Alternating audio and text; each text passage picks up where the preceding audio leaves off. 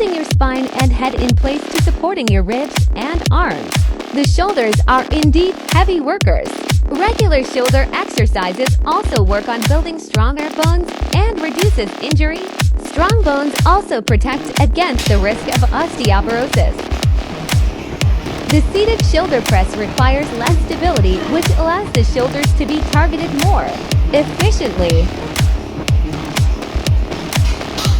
Keep both weights on the same level in order to complete stable repetition. Remember, do not hurry for completing set, especially shoulders, as you might can injure your ligaments.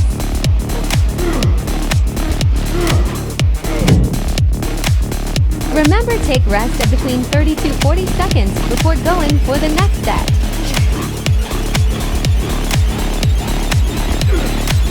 Keep a constant rhythm of fully stretching shoulder and contracting it while fully raising it. Do subscribe and like for more videos.